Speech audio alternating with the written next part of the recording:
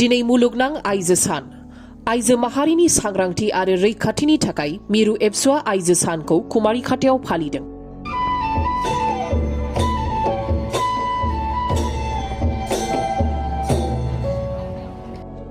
दुलाराय बर' फरायसा आफादा सानसेनि हाबाफारिजों मुलुगनां आइजो सानखौ तामुलपुर जिल्ला एबसुनि मददजों कुमारिघाटानि फाख्रिबारि गुदि फरायसालिनि गेलेग्रा फोथाराव फालिदों। हाबाफारि बायदियै फुंनि समाव मिरु एबसुनि आफादगिरि दिपेन बर'आ गोथार फिरफिलाखौ बिरहोजेनो। बर' बड'लेण्ड सोमावसारनायाव गिबिसिन मुंख्लं जालांनाय गायदे बसुमतारी आरो हेलिना बसुमतारीनि सावगारियाव बिबार बावजेनो आइजो जथाइ माहारिनि गाहाय लिंथुमगिरि लीला बसुमतारी, प्रनिता ब्रह्म। बे हाबाफारियावनो मिरु एबसुनि आफादगिरि दिपेन बर'आ आइजो माहारिनि समाजारि सांग्रांथि, रांखान्थियारि जौगाथाय, सोलोंथाइ बिथिं बायदिखौ रोखायै फोरमायथिनानै होयो।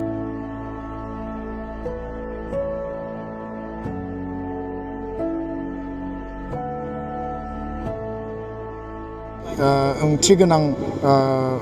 सान आरो बे गोथार साना जाबाय मुलुगनां आइजो सान इन्टारनेशनेल उइमेन डे आरो बे सानखौ दुलाराय बर' फरायसा आफादा गोलाव समनिफ्राय जोङो फालिबोदों खुंबोदों आरो बेबायदिनो देग्लाय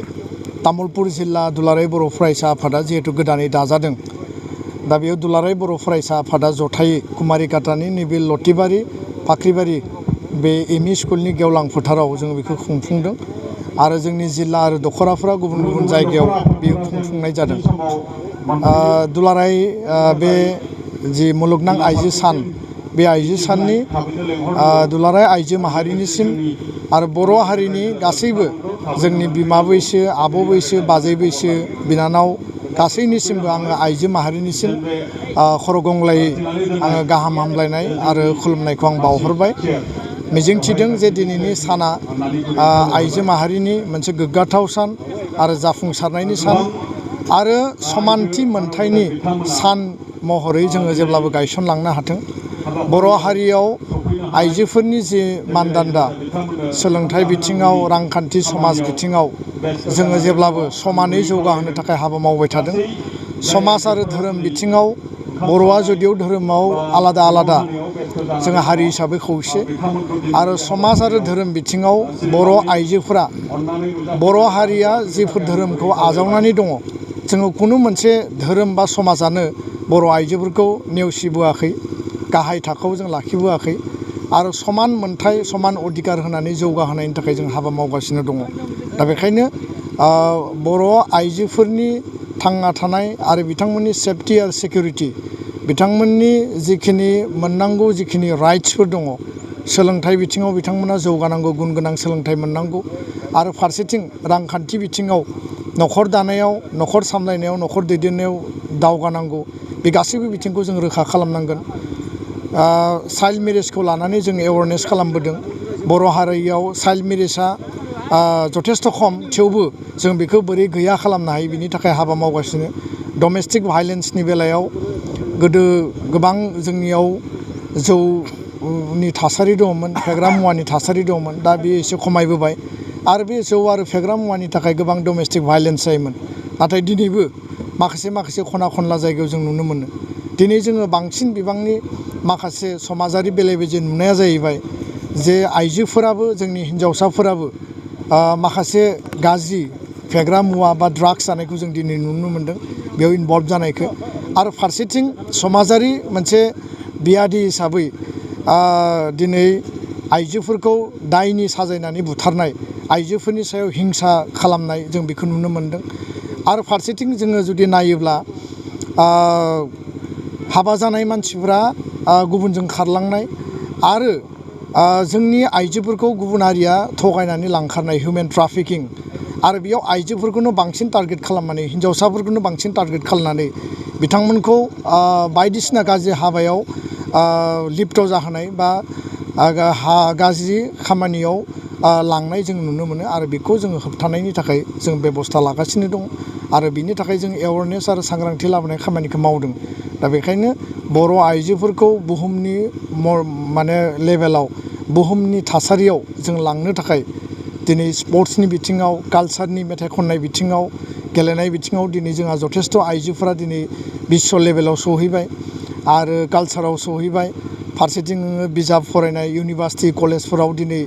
मोनसे सेक्सनखौ नायोबा दिनै आइजोफोरानो बांसिन मास्टार डिग्री खालामनायखौ जों नुयो हायार इडुकेसनखौ लानायखौ नुयो मेडिकेलावनो जा इन्जिनियारिंआव एसे खम जानानै दङ नाथाय मास्टार डिग्री लेभेलाव जों नायोबा आइजोफोरनि संख्याया दिनै बारा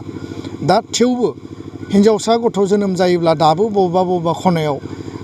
हिन्जावसासो जोनोम जादों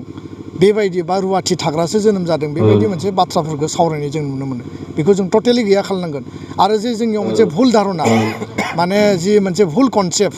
माने आइजोफोरखौ दायनि साजायनानै बिथांमोनखौ बुथारनाय डमेस्टिक भायलेन्स खालामनाय बेफोरखौ टटेलि गैया खालामनांगोन आरो बायदिसिना रायट्स कमिउनेल क्लेश कमिउनेल कनफ्लिक्ट बा जायखिजाया रिभलिउसन जायोब्ला आइजोफोरनि सायाव प्रशासन आरो सरकारनि सब टारगेट बिसोरखौ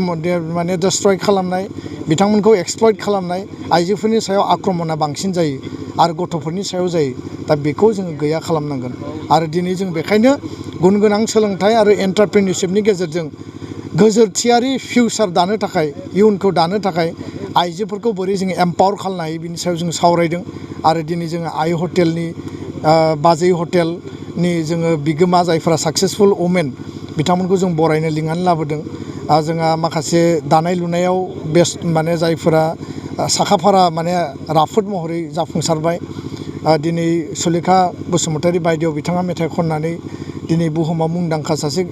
मेथाइ खनगिरि हिसाबै गायसननो हाबाय बेबायदि माखासे व्यक्तिफोरखौ जों लिंनानै लाबोदों थुनलाइगिरि दा बिसोरनि गेजेरजों जोङो माहारियाव मोनसे एस्टाब्लिश खालामनो हागोन जाहाथे बर' हारिया जों फावसायनानै थायाखै बर' हारिनि आइजोफ्रा फावसायनानै थायाखै बर' हारिनि आइजोफोरजों बर' हारि दानायनि थाखाय जों सिमां नुदों खारन समाजनि खावसे बाहागोआनो आइजो आरो समाजनि खावसे बाहागोआ जुदि गोलैसोनानै थायोब्ला जोङो मालाबाबो हारि नाङै जौगानो हानाय नङा दा बेखायनो गोलाव सम रिभलिउसन जाबाय आन्दलन जाबाय बड'लेण्ड सोमावसारबाय गायदे हेलेनाया गावसोरनि जिउखौ त्याग खालामबाय आरो त्यागनि नेरसोन गासैबो सहायनायनि नेरसोन आइजोफोरनि बे दिनैनि सानाव आइजो माहारिखौ बुहुमनि मर्यादायाव लांनायनि थाखाय दुलाराय बर' फरायसा आफादा गासैबो रोखोमनि हाबा मावलांगोन बे बाथ्राखौनो आं फोसावबाय गोजोन्थों खुलुमनायखौ जासिहरबाय दिनै मुलुगनां आइजो सान 8 मार्च बे सानजों लोब्बा लाखिनानै दिनै बुहुमनि गासैबो रायजो हादोर खना खनला ओनसोलफोरावबो आइजोफोरा सांग्रांथि लाखिनानै गावबा गावनि मोनथाय गावबा गावनि उदांस्रि आरो गावबा गावनि जिथु थामोनथा बेखौ रैखा खालामनायनि बिथिङाव दिनै सांग्रां जादों आरो सांग्रां जानानै दिनैनि सानावनो गासै आइजो माहारियानो गावनि जि मावनो गोनां खामानिखौ दोनथ'नानैब्लाबो मुलुगनां आइजो सानखौ बयबो फालिदों आरो जमा जमा जानानै बेबायदिनो मेल मिथिं खुंनानै गावजों गावनि साननाय हनायफोरखौ फोरमायलायनो जों खाबु लादों बेखौ लानानैनो जोंनि आइजोफोरखौ जोङो डाइरेक्टयै दाय होनो हाया मानो होनना बुङोब्ला दिनै बुहुमावनो जों नुनो मोनबाय बियो आइजोफोरनिल' नङा फेग्रा मुवा बाहायनाया गासैबो मानसि हारियानो फेग्रा मुवानि फारसे गोसो बोनायखौ जों नुनो मोनदों मानो होननानै बुङोब्ला जेरावबो फेग्रा मुवा लानानैनो जोंनि दावगाफुनाय लाइमोनफोरा गब'हाबनायखौ जों नुनो मोनदों बेनि गुबै जाहोनानो जाबाय बे फेग्रा मुवा बानायनाय जिथु बेसाद बे बेसादफोरा जोंनि लाइमोनफोरनि गोसोखौ बोदों आरो बेजों लोगोसे जों नैबेखौ बुंनो हायो जोंनि माखासे दावबायनां जिथु थावनिफोर बानायना होदों बे थावनिफोरानो बिथांमोनखौ थुलुंगाखांहोनाय होननानैसो आं बेखौ बुंनो हायो मानो होनना बुङोबा सोलोंथाइ बिथिङाव दावगानायानो जा एबा दावगायैयानो जा गासैबो बे जोंनि दावबायनाय माखासे टुरिजिम जायगाफोराव स्पटफोराव थांनानै माखासे जोंनि लाइमोनफोरा फेग्रा मुवा बाहायनानै गावजों गाव माने रंजानाय खुसि जानायखौ जों नुनो मोनदों थारैनो बेयो जोंनि थाखाय जोबोद दुखुनांथाव आरो बेखौ होबथानायनि गुबै जाहोना बा गुबै लामाया अकल लाइमोननि नङा बे गासैबो जोंनि सुबुं माहारिनो जानांगौ होननानै आङो बेखौ सानो थारैनो जोबोद दुखुनांथाव बेखौ लानानै जोंबो सम सम सावरायनाय जायो मानो होनना बुङोब्ला बेवहाय थारैनो जोङो बेखौसो नुयो बे आइजोफोरा जे खारो सोरजों खारो आइजोफोरखौथ' लांखारग्रा निस्सय दङ आरो आइजोफोरखौ लांखारग्रायाबो जोबोद दुखुनांथाव गथ' गथाय थानाय आरो न'खर थानाय संसार जाखानाय आइजोफोरखौ माखासे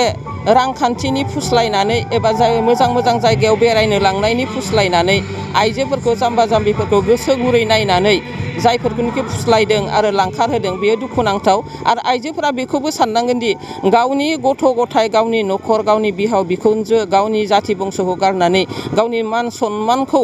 गासिबो नागारजोबनानै खारफालांनाया बे आइजोफोरनि थाखाय जोबोद दुखुनांथाव आरो बेफोरबायदि थांनाय आइजोफ्रा मालाबाबो मोजां लामाबो बियो मोनहैफिना आरो थांना थानायावबो बिहा मालाबाबो गोजोन जाया होननानै जों नुगासिनो दङ।